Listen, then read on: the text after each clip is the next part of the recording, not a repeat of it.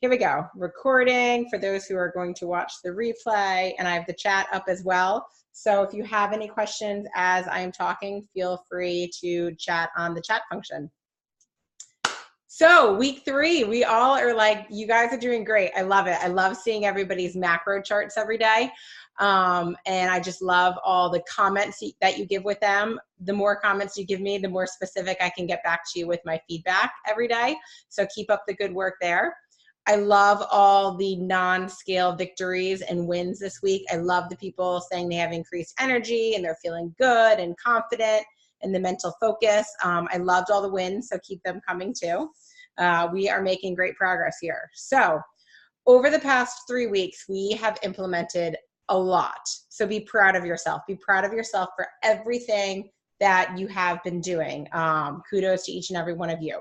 You're taking a huge step in the right direction toward optimizing your body's wellness and performance by implementing this Faster Way program and lifestyle. We're working hard to build a healthy lifestyle by reducing internal stressors on our body, like the gluten and the dairy, all of those things we cut out to reduce our internal stress and inflammation. And we're also attempting to reduce our external stressors by having rest be priority number 2. And fueling our body with all of the healthy choices that we're making. That's our goal at the end of the day. Sorry, I was just making sure that wasn't a technical difficulty. So we are not killing ourselves here to reach a goal only to revert back to our old ways. Remember, instead, we are focusing on the process. We're making sure that we're enjoying it and we're being consistent with these small habits and small wins so that we can get to that breakthrough moment where these new ways become a habit and that we effortlessly, hopefully, reach our goals as a result. So that is what we're doing. So if any of this is causing you like increased stress or anxiety over getting it right, let's take a deep breath and problem solve on how to fix that, because that is not in alignment with the goals of the program that I just talked about. So if you are taking it to the extreme and overtraining and undereating and running on 6 hours of sleep, your body is just not going to respond the way you want it to.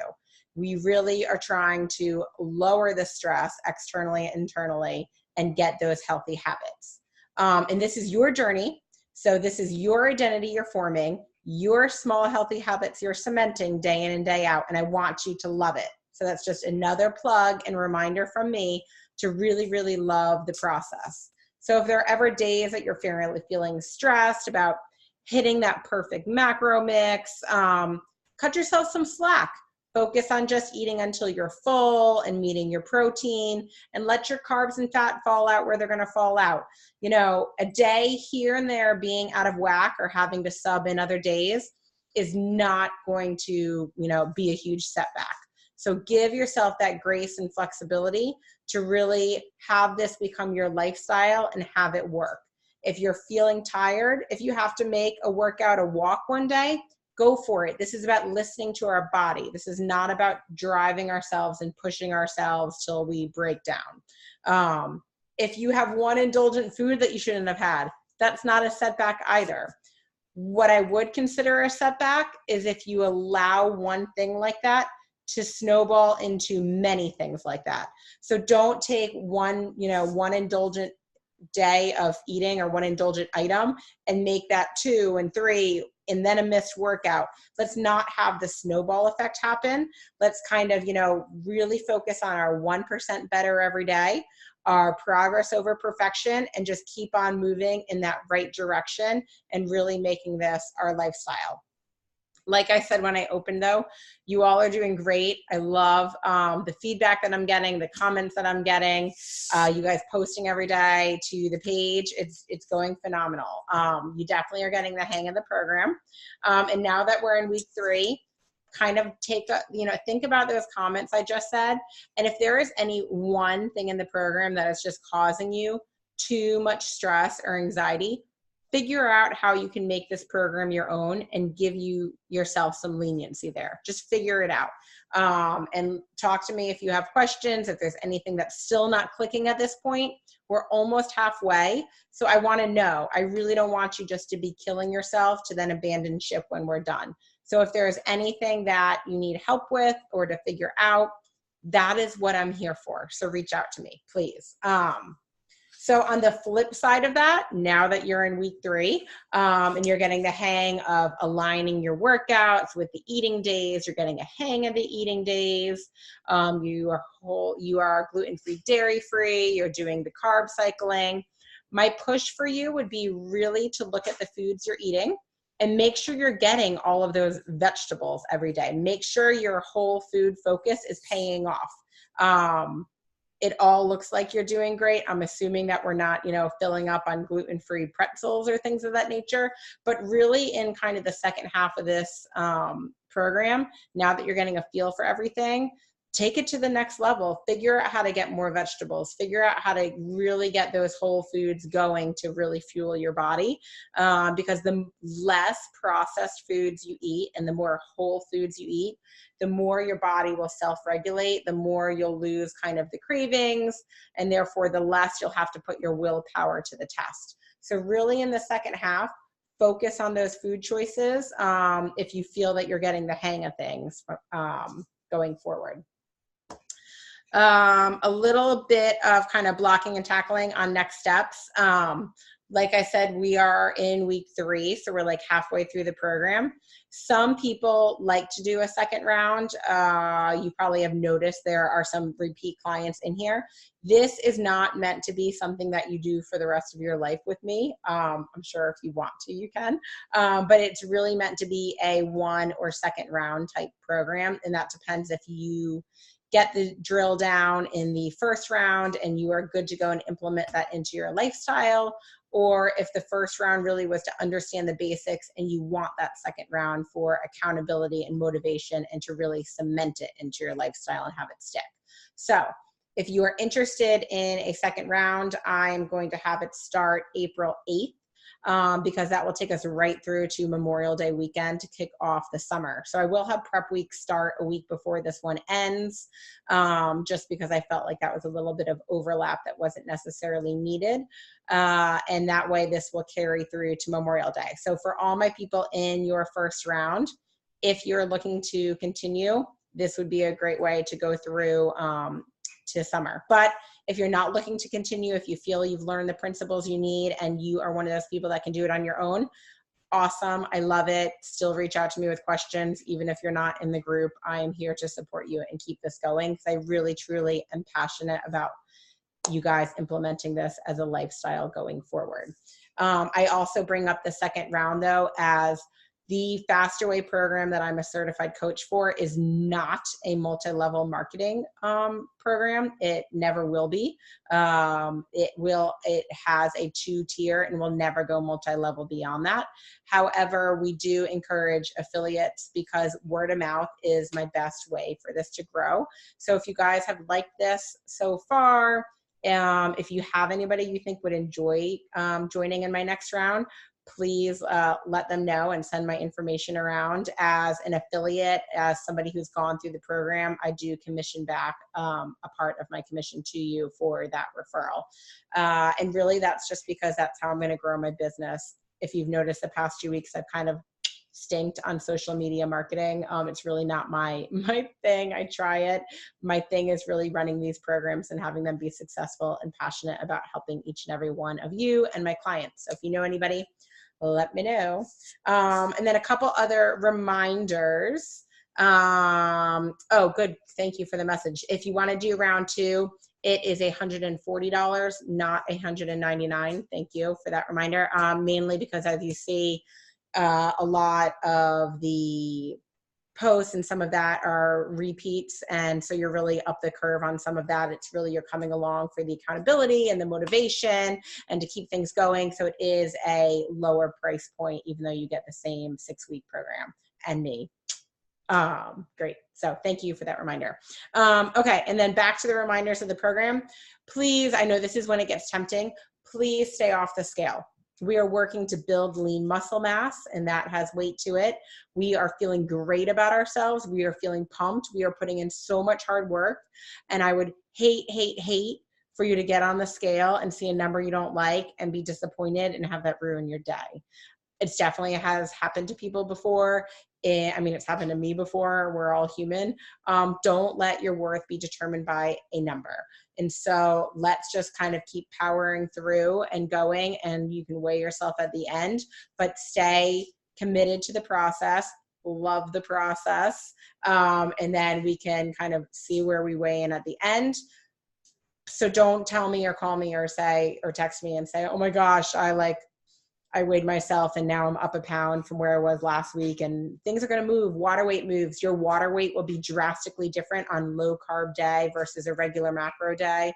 Things shift and move and shake. So you're probably going to go down, down, down, up, down, down, down, up.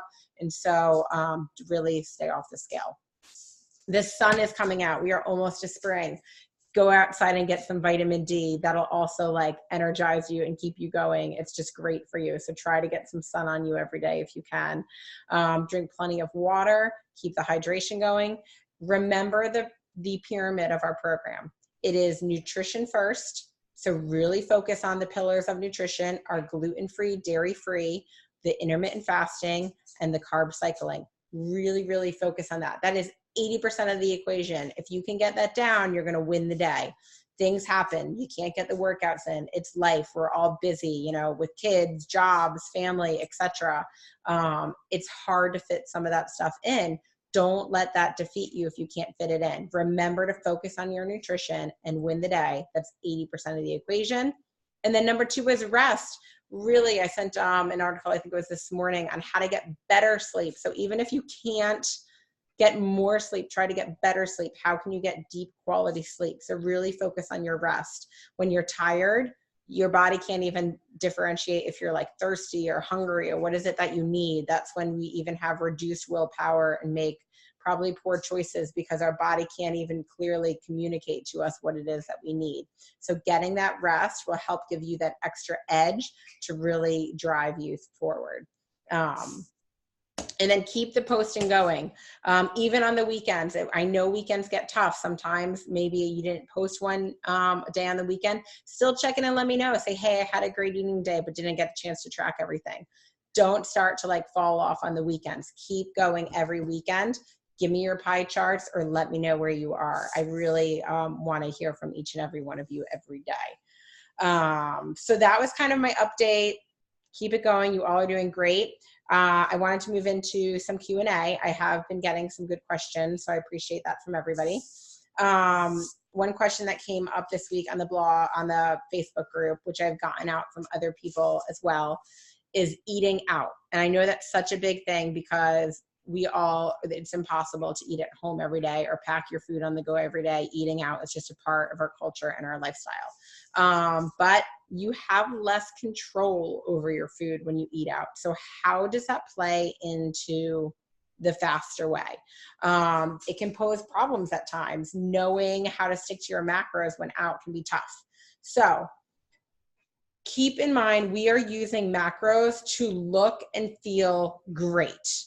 We are not using macros here to enter like a bodybuilding competition. We are not using, I mean, there are people out there that use macros and probably would bring their scale to the restaurant and weigh it and know it because every gram matters for their goals in mind. So when you're eating out, think of your goals in mind. Nobody on their assessments told me they were working on a bikini competition here. So I'm thinking we can kind of like take the normal lifestyle easy approach to dining out. That's how the approach I take. If you look at like tips online, some of them say like, bring your scale to the restaurant. No, don't bring your scale to the restaurant. Like that's not what we're going for. We are simply using macros as a tool to eat a balanced plate, a balanced day in our life, to fuel our bodies efficiently. And that's what we're going for. So we don't have to go crazy when dining out. So my approach to dining out is that I know that I'm going to eat on plan, 95+% of the time. So that means in that extra other, 5% or less of the time, if I'm going out to eat for a celebration, or if I'm going out to eat at a great restaurant that I do not routinely go to, those are the times that I probably am going to be more indulgent and eat what I want to eat, and probably not worry about it and not even track it at all. And this is me as a lifestyle in maintenance mode. I'm not going to track it. I'm not going to worry about it. I'm going to go for what I want. I'm not going to forego that celebration or forego eating what I really want to eat at a restaurant I'm not going to go to again for a long time. And that is my philosophy with eating out. I pick my times. I'm going to enjoy it, and I go for what I want and I enjoy it. But that's kind of like those times I go out to eat. When I go out to eat more routinely, every week on the go with the kids, we go out to eat a fair, at least here and there on the weekends, sometimes during the week. That's when you want to say, okay, now I'm making this fit my macros because this is part of my normal routinely eating. And how am I going to do that? So that is when you want to kind of figure it out how to log it. So my steps for that are, I will either go to somewhere that publishes their nutrition information. So if it's just like, hey, we're out and about running errands, where do you want to go eat? I usually will pick Chipotle or Panera because they have the nutrition information posted. I can save it as a recipe. I have a go-to low carb order. I have a go-to regular macro order. I order it, swipe it, log it, done. Don't have to think about it. It's just as easy as when I'm going out to eat at home.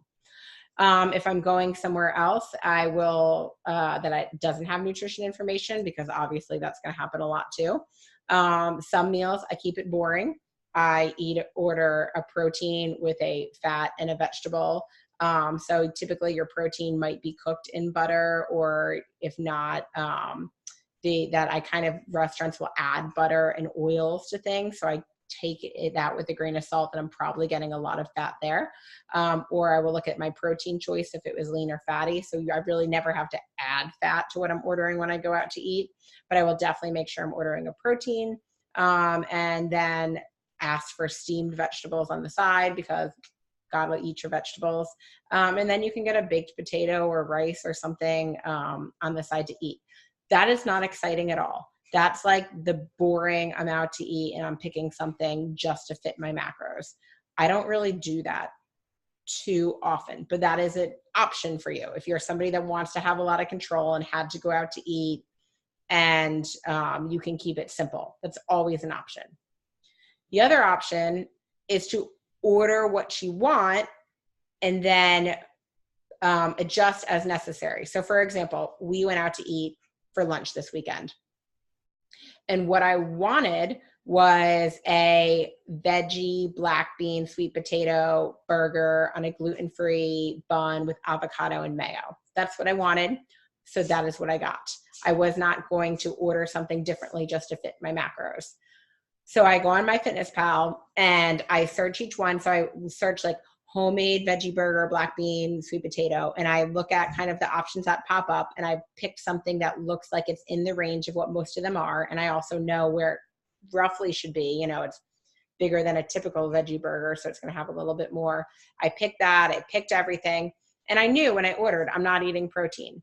That was fine. I went home and I made myself a protein shake. I mean, my protein shake is just powder and almond milk. So I had my protein, and then I knew I ate balanced.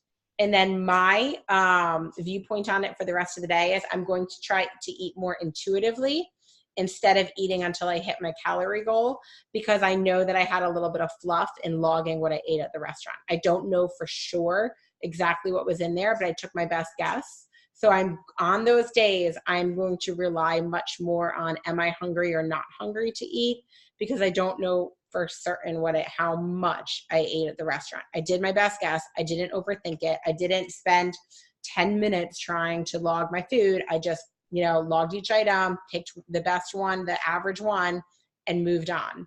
And then I made sure that what I ate at home was balanced right away to supplement that, or within a reasonable time. And then I waited until I was hungry again to eat.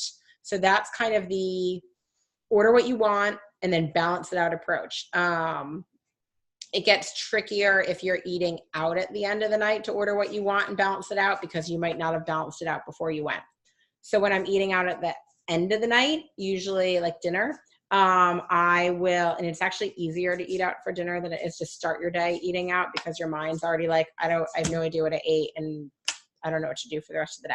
When I eat out for dinner, I eat normal throughout the day. If you want to be, you can be a controlling person. You can look at the menu ahead of time. You can figure out what you're going to order and plan accordingly the rest of the day if you need to have more protein or not.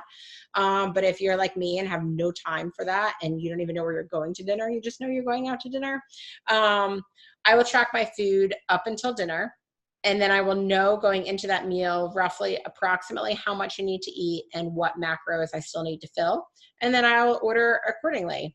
And then I'm in maintenance mode. I track my food a lot, but I don't have to track it all the time. So I might not track dinner then, because what's the point? What's done is done.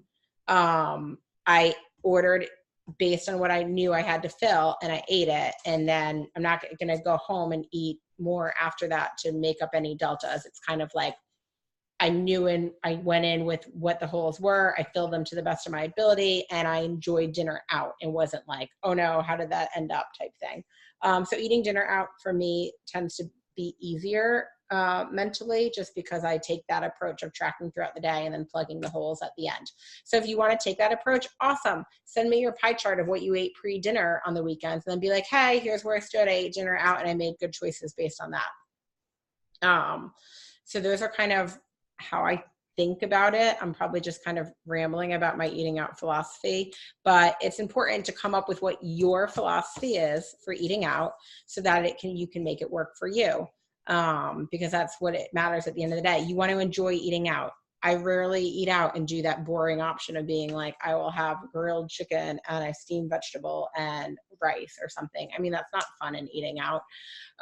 So come up with what your kind of philosophy is of how you can still stick to your macros eating out, and then go from there and do your best tracking it. Don't overthink it. And that's, like I said, don't overthink it, log it, and then eat intuitively the rest of the day, and you'll be good. Just some other quick little tips. If you order a salad, you're pretty much safe, because nothing's really cooked in there except the protein. So it's easy to know. There's no like hidden fats or anything like that. So salads are always good at restaurants when you want to kind of keep it under control. Sometimes I take a picture of my meal just so that I can remember it later when I go to log it. Maybe, we're busy on the go and I won't be able to log it for a little bit. I'm not going to sit there at the table logging it either. So sometimes I just take a picture of it, or take a picture of the menu description to help me in logging it later. So those are kind of my go-to ways of how to track it. So that was a lot on eating out, but it's important because you're going to eat out. Okay, the next question I got is, this is great, but how do I fit it into a lifestyle? It's time consuming to macro track and I really enjoy it. But how do I do it without counting all the time? I'm laughing because counting macros is kind of like budgeting. You don't know where you're spending your money unless you're tracking it. Maybe you have an idea or a gut feel for it. But at the end of the day, if you want to know where your money's being spent, you have to track every dollar you spend. If you're counting your hydration and how much you're drinking, at the end of the day, if you want to know how many ounces you drank, you have to track it. So there are all different people that do this program. And so you have to know who you are and how strict you want to be. It's no surprise. I'm type A and a little like controlling, so I don't mind tracking every day. It's easy for me. I've been doing it for so long that like tracking becomes super fast. So I don't mind. I'm somebody that will track for life, but I totally get it. Not everybody is like that. Not everybody wants to track for life. So what I would say then is, there were so many things we implemented in this program. Take that as your lifestyle. So take intermittent fasting as your lifestyle. Take carb cycling as your lifestyle. You can, now that you intuitively know what categories of foods you can eat on low carb day versus regular macro, you can do those two and cycle without tracking. You can eat a lot of vegetables without tracking. You can make sure you're eating protein at every meal and snack without tracking. Now you know protein is important and what it takes to hit your protein goals every day. So you can take that. You can eat balanced meals. I went out to eat with friends the other day and I ordered like the most random thing I wanted eggs and like sausage or something, but then I got a side of oatmeal because I wanted the carbs. Like you can eat balanced meals and create balanced meals with your plate now that you know. If you don't want to track, you can eat until satisfied. Now that you know what does satisfied feel like, you've learned that over the program. So instead of tracking, you can eat until satisfied. You can make educated decisions about your treat foods. Now you know, you've been practicing on Saturdays. That's what I'm saying. Have your treat, figure out how to work it into your macros. You can make educated decisions going forward on, do you want to treat or not want to treat, just because you know how intuitively that fits into your, food for the day and your fuel for the day. And lastly, you've also learned how to intentionally align your workouts. So again, when you're carb cycling, I carb cycle for life. I think this is great. And I line up my HIIT workouts and my lifting workouts. That's a takeaway too. So, and it's not to say you have to track or not track. Tracking is a tool. So if you want to post-program not track, but if you feel like, your course is going this way, track for a few days to rate the course. You now have this tool and know-how of how to track your food. So you can take all of what you learned and make it a lifestyle if you don't want to track. And then, maybe once a week, every month or two, you track to see how you're doing and see what adjustments you need to make. So you can do it more as like an adjustment mechanism as opposed to an everyday mechanism. But again, this is your journey. So you get to choose how. All you have to do is take these basic principles and figure out what they mean to you and how you want to apply them and follow them in your life. For me, I'm somebody that I struggle to eat intuitively. I eat every calorie every day. So that's why I like to track, because that tells me when I'm full. I easily could probably eat like a ton of food and still not really feel full. So for me, because it's so easy for me to track and I need that guidance in my life, I'm a daily tracker. So you have to ask yourself, who are you? How will you best stick with this healthy lifestyle and then make that work for you? All right. So that was the question about how to keep this going post-program, even though we're still only halfway through. We have time, people. All right. So then another question. The HIIT workouts are hard. Sorry, that's my wrong page. I don't like them as much. They're complicated. I'm more motivated by watching a video or DVD. Any suggestions for programs you'd like? Yes, I totally agree with you. I am not motivated in my basement to go do high knees and jumping jacks and things of that nature. That's not me either. However, I am boring and repetitive. So I do the same treadmill workout, the more complicated Orange Theory-esque one that I posted on Monday. I do that same workout every Monday and Tuesday morning in my basement, which probably sounds crazy, but I just put it on autopilot. I don't have to think about it. I just get up and do it and I go, and that is what works for me. So you have to find what works for you. If you like those YouTube videos, then do them. Just understand the philosophy behind a HIIT workout. You really want to be doing short bursts of high intense cardio that gets your heart rate up, followed by recovery. And the recovery is important. When I first started doing it, I was like, oh no, I'm just going to lower my cardio during that time. And then keep going. But no, now I completely walk. I recover on the recovery portions and I go all out on the speed burst portions. So whatever you choose to do, if you want to just Pinterest, YouTube, HIIT workouts, make sure you're giving it the all out for like that 30 seconds to a minute of push, and then really take it easy and recover during the recovery. HIIT should be one of the things that you can do outside, like with the kids, after, work, if you're home and outside, you can, run your driveway, walk it back type thing. A couple of you I know have hills for driveways. That would be an amazing sprint opportunity. Sprint up those hills and walk down. I was at the park with the kids the other day and I was able to use bleachers to do kind of a HIIT type workout. And because you have those recovery times, you can kind of like talk to them and tend to them real quick and then get back to what you need to do. So they're good to fit them in wherever. Do what works for you. Seriously, I want you to love it. If you don't like the HIIT workouts, don't do them. Find something that works for you. This is your life. I want you to enjoy it. I enjoy doing the same boring workout every time. That's what works for me. So next question was, if I know I'm not able to get a workout in and know it in advance, what is the best macro split for the day?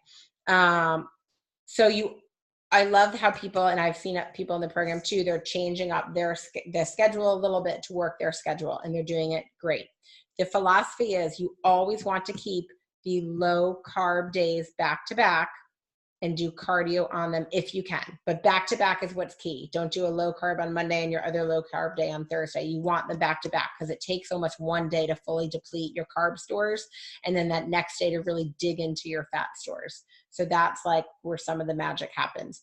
You want them back to back. So then you have your other 5 days in a row where 3 are regular macro plus lift and 2 are low macro and rest. And you can shift those around any way you want. You just want to align the regular macro with lifting and the low macro with rest.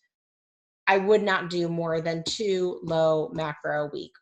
Especially all of my MyFitnessPal stats, I think everybody's numbers are good and already on like the lower-ish end and in that calorie deficit range to lose weight. I don't want to see you doing too many low macro days. It's just not needed. We don't need an extreme calorie deficit here throughout the week in order to lose more weight. Your metabolism will adjust. It can slow down if you undereat too much. It's called metabolic adaptation. We do not want that happening. So don't try to do more than 2 low macro days a week. Stick to the 2. If you can't make a workout on a regular macro day, that's okay. Still stick to the 3 regular macro, the 2 low macro. And if you can't get a workout in, try to do some wall sits, lunges, squats. I was doing like squats and step ups on the sewer waiting for the bus today with the twins. You can just fit movement into your life. Use your bathroom upstairs in the office or at your house, so you have to do stairs every time you go to the bathroom. Park furthest away. All those little tips and tricks that you've heard of before about how to increase movement in your life, try to add those in on days that you can't get a workout in or every day. Those little things will make a big difference.